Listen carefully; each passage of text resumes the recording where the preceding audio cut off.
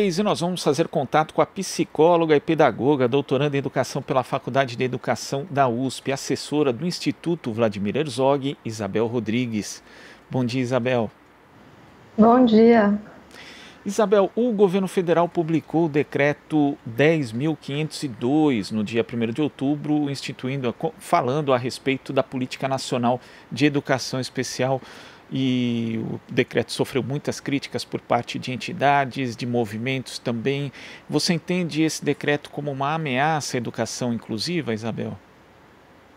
Sim, eu acredito que a proposta do decreto, ela na verdade extingue a ideia da educação inclusiva, porque propõe criar espaços institucionais à parte da escola, locais onde as crianças não vão ter seu direito à educação garantidos. Agora, ele tem diversos problemas, inclusive do ponto de vista legal. Você vê uma inconstitucionalidade nesse decreto? Sim, justamente porque o decreto ele não propõe garantir o acesso à escola regular. Ele propõe outras modalidades de atendimento que não são atendimentos educacionais, atendimentos dentro da proposta de escolarização, com a instituição, o retorno das instituições segregadoras, que são nomeadas ali como escolas especiais. Mas a gente sabe pelo histórico dessas instituições que as características das atividades que elas desenvolvem estão mais localizadas no campo da saúde do que da educação. Essas instituições elas tiveram seu papel histórico na época em que não se existiam políticas públicas de acesso e garantia de direitos dessa população. Mas hoje em dia a gente tem, né? E hoje em dia a gente tem que procurar fortalecer a escola para garantir que a presença dessas crianças no ensino regular. Agora houve todo um processo de construção para se chegar até o modelo de educação inclusiva que a gente tem hoje. Eu queria que você falasse um pouco dessa luta histórica e de como esse processo foi superando justamente uma visão capacitista que boa parte da sociedade tinha, Isabel. Eu diria que a boa parte da sociedade ainda tem, Ainda tanto que tem. a gente vê esse decreto surgir, né? O que a gente tem é que a população com deficiência nunca teve uma grande visibilidade, justamente por conta das diferenças funcionais localizadas no corpo. Então, na antiguidade, a gente tinha a morte, né? A essas pessoas era guardada a morte. Depois a gente começou, na época dos grandes asilos, assim como os manicômios para a população que necessita de algum tipo de atendimento em saúde mental, a gente passou a ter grandes instituições totais em que essas pessoas eram inseridas e passavam a vida inteira. Mais recentemente, o movimento lutou por muito tempo para conseguir instituir, a partir da Convenção dos Direitos das Pessoas com Deficiência, se colocar em igualdade de condições, em igualdade de direitos com todas as outras pessoas.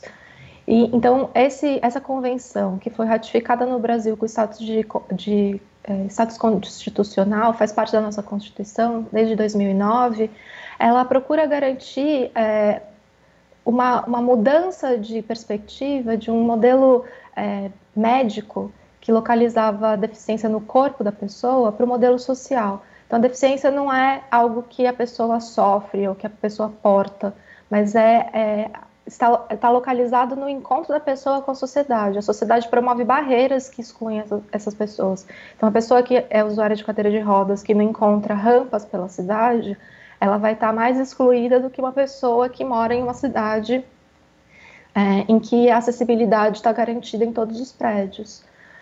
Da mesma forma na escola, né? Para garantir o acesso das crianças à escola, a gente tem a institucionalização do atendimento educacional especializado, que é uma modalidade que propõe olhar para a experiência de escolarização dessas crianças e ofertar a produção de recursos de acessibilidade e romper com as barreiras que possam existir, tanto as barreiras atitudinais quanto as barreiras materiais, e proporcionar a aprendizagem dessas crianças com deficiência junto com as crianças sem deficiência no mesmo espaço.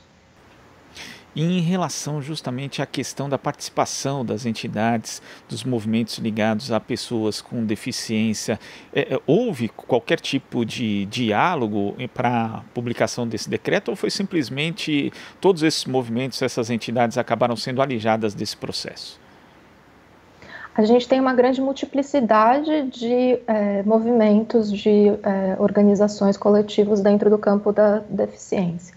A gente tem movimentos de pessoas com deficiência, a gente tem organizações para pessoas com deficiência.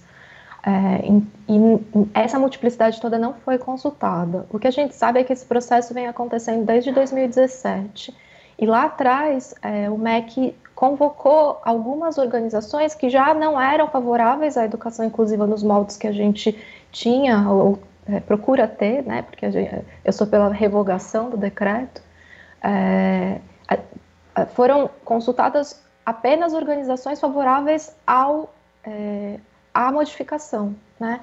E o que a gente sabe é que, desde 2017, organizações contrárias à modificação da política de educação especial na perspectiva da educação inclusiva, que era o que a gente tinha proposto desde 2008, se mostraram contrários à alteração da forma como eram propostas, inclusive repudiando via uma consulta pública feita muito rapidamente, em 2018, se eu não me engano, mostrando que não havia, de fato, um diálogo democrático. A política de 2008, que a gente tinha, que é a que instaurou a perspectiva da educação inclusiva, ela foi construída não só com uma consulta pública feita pela internet, ela foi feita nos municípios, nos estados, ouvindo a população durante muitos anos. E para se desconstruir isso em pouco tempo, apenas com audiências públicas em que o próprio governo falava, ou então que eram selecionadas partes favoráveis à alteração e com pouquíssimo ou nenhum espaço para partes contrárias, eu não vejo isso como uma proposta democrática, com de fato participação popular, para que qualquer tipo de alteração pudesse ter sido validada pelo movimento das pessoas com deficiência. E o que você acha que existe por trás da publicação desse decreto? No fundo, é uma disputa também por recursos, Isabel? Com certeza. Até mesmo vendo agora, na semana passada, uma notícia que mostra que um dos interesses do governo é destinar recursos do Fundeb, que foi aprovado esse ano, para instituições filantrópicas, muitas vezes ligadas a instituições caritativas da igreja.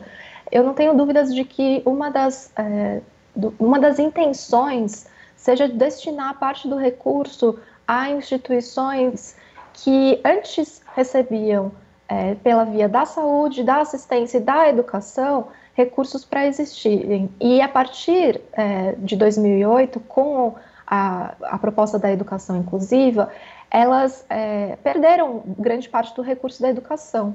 Elas poderiam ter se modificado para fazer atendimento educacional especializado com uma proposta de contraturno, né? Então, a criança frequentaria a educação regular durante a manhã, por exemplo, e no contraturno poderia ter algum tipo de atendimento para aprendizado de braille ou de libras, por exemplo, mas a grande maioria dessas instituições não se modificou.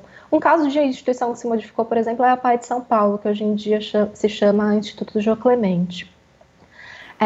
E eu acho que desde então a gente tem uma proposta, uma pressão para se retornar a um nível de financiamento que garantia, a partir da pressão de que as famílias levassem essas crianças para essas instituições, esse triplo financiamento.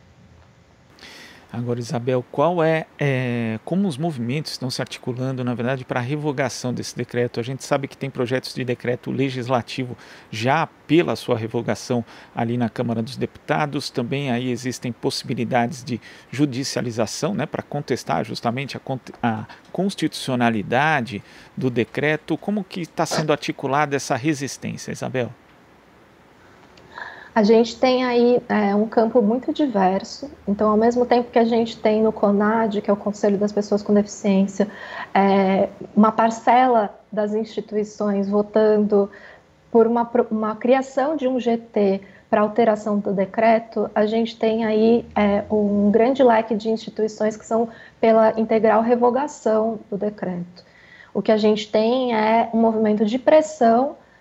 A gente conseguiu um requerimento de urgência para votação na Câmara e agora é necessário que o Rodrigo Maia paute e que seja votado para que o decreto seja revogado. Para além disso, a gente tem também uma ADPF no Judiciário, que também é uma proposta que mostra a inconstitucionalidade, porque há confusão entre a oferta do direito à educação com a oferta de atendimento educacional especializado, reduzindo o acesso e a participação das pessoas com deficiência. Então, a gente tem uma grande movimentação e pressão via redes, nesse momento em que a gente ainda experimenta um tanto do isolamento social, né? Um corpo a corpo, à distância, feito com parlamentares, para que os parlamentares se manifestem contrários a esse decreto também. Tá certo, a gente vai continuar cobrindo esse tema, inclusive acompanhando aí a pressão sobre os parlamentares. Isabel, queria agradecer sua participação aqui no Jornal Brasil Atual e até a próxima. Obrigada a vocês pelo espaço. Conversamos aqui com a psicóloga e pedagoga, doutoranda em Educação pela Faculdade de Educação da USP, assessora do Instituto Vladimir Herzog, Isabel Rodrigues. Você está ouvindo Jornal Brasil Atual. As notícias que os outros não dão.